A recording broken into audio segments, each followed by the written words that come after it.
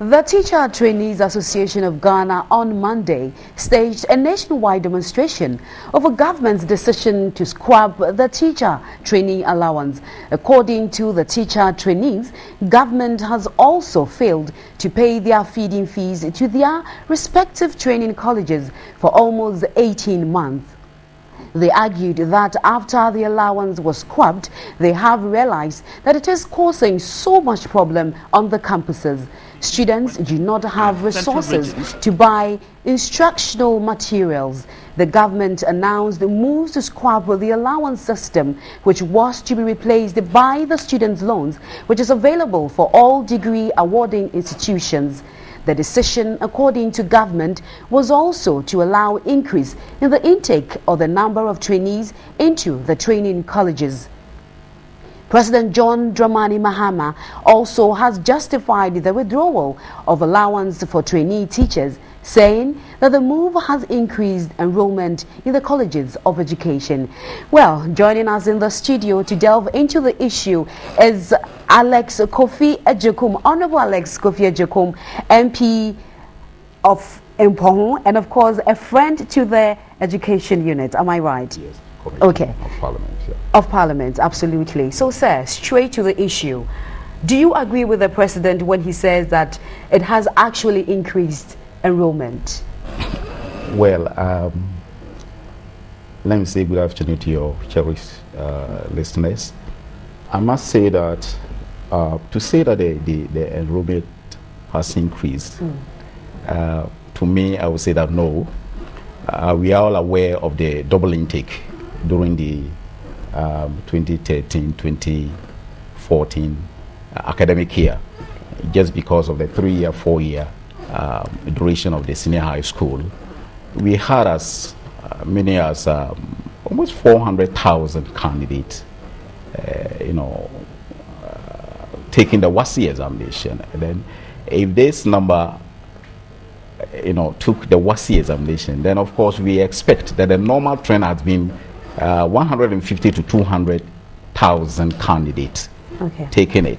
So once the number has doubled, then we expect that naturally all the tertiary institutions will make adjustment and also increase their intake. So the intake per se, to me, wasn't specifically because of the fact that the allowances that were being given to the teacher trainee had been scraped, and therefore now people have decided all of a sudden to be going there. I mean, that it doesn't click. So if the government is saying that it's because we scrape off the allowance, that's why the intake, or are they saying that now they reduced the entry criteria? That is why it has allowed a lot more students to be admitted. I don't think that is the case. Okay, Mr. Jekon, we have NAGWAT calling for the same cause. Don't you think that they may have some genuine concerns? I mean, really, let's face it. Yes, that is why I'm saying that it looks like gradually this government is doing things that almost everybody is calling fire service approach to issues. They keep on saying that this policy, they call stakeholders meetings, and upon that they arrived on that consensus. My question is, which were those stakeholders? I mean, if you call a stakeholder is a person that is going to be affected either directly or indirectly by a particular policy. So if somebody has an interest, if somebody is going to be affected directly or indirectly by some policy, then if you're going to arrive at the decision taken, call all those people involved. I don't think that they had enough consultation with the parent, school authorities, the teacher associations, and then the ministry. You are saying that we are bringing in SNET to come and give loan. Were they consulted? Did they arrive at a consensus? Were who consulted? Sorry. That is what the government is saying, that they arrive at that decision after a lot of consultation with the stakeholders. Okay? And so they didn't just take the decision. After critically looking at the possibility of scrapping it, they consulted other stakeholders. And we are saying that who are those? You don't go for your annual review committee, Ministry of Education, with the principals and the Ministry of Education, whatever, and then you just come and the next day it was and then I believe that when the students were even buying the forms online, they didn't actually understand the realities of the issues. And that's why they are saying that after coming to the school, we've now realized that this is a policy that will not augur well for us. And so they are in difficulty. But I believe that if they had sat down with the student, let the whole public be aware this is what we're going to do. I don't think that even Parliament had the opportunity of actually I was just about asking you whether it ever came to Parliament. Committee on Education, I don't think whether they actually looked at the demerit and the merit. And at any rate, I'm not even going into that. Every country has a particular policy that, come what may, you will have to find some money to do it. So are you suggesting that the government should look for money elsewhere to pump into it so that we can still sustain that? Almost all the political parties are now calling for free senior high school education here and there. And that is fine. It means that there is something good about the free senior high school education. But to what extent do we finance it? If you're going to undertake a major government policy that will affect individual, you don't just look at the profit and loss. Now, if I scrape off the policy, a lot more people are going to be admitted into a training college, and therefore, let me just scrape it off. I will be able to increase the intake from 8,000 to 15,000. It is not just access; it's about quality of the people trained that are going to also train others. Okay, the teachers are going to train other people. As I speak here now, people who also started on the same platform, the police and some of the security services, they are on allowances, even though their training is short. But they are being paid allowances. Why? Because their profession is specific. Teacher education is profession specific. I'm training you this methodology. Go and impact knowledge.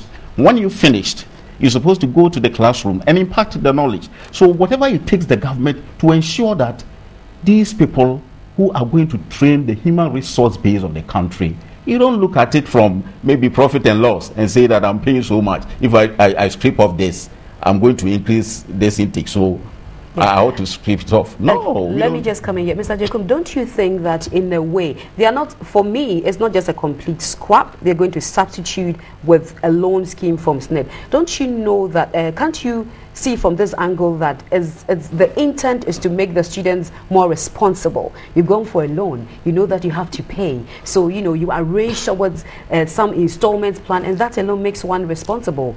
We agree gradually, like a baby. Gradually, you mean the baby from that breast milk. Exactly. We agree that but that must be done systematically. And that's why I call fire service approach to some of these major policies. We all agree that at a point in time, there's Northern scholarship. 3 Northern regions, they all having scholarship. Government scholarship up to date from Nkrumah's time to date. Why are we continuing? We are continuing because every single policy has a rationale behind it. So if the rationale was to increase our teacher training, teacher education, teacher people ratio, we want to increase it. What are the various measures we can achieve that? Sit down with the public. Look at all stakeholders, their viewpoint.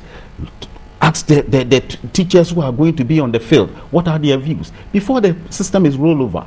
So what we are saying is that even the SNIT, that is going to take care of the so-called 15 other teacher trainees that are in place now, where their system in place.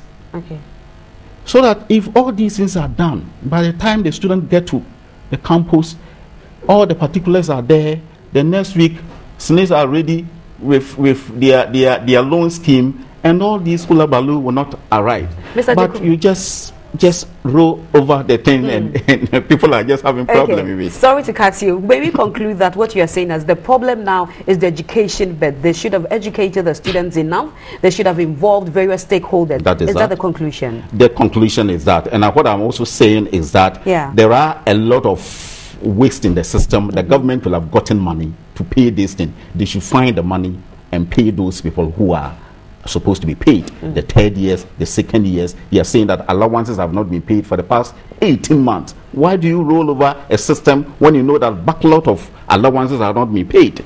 So do that quickly and let us have peace. The government should not allow these things to continue in the country. We have enough. So this should not be allowed to continue. All right. Thank you very much, Mr. Alex Kofi Ajekum, a friend to the Education Unit of Parliament. Thank you very much for passing through. So we've been speaking to Mr. Kofi Alex Ajekum, MP for Impoho.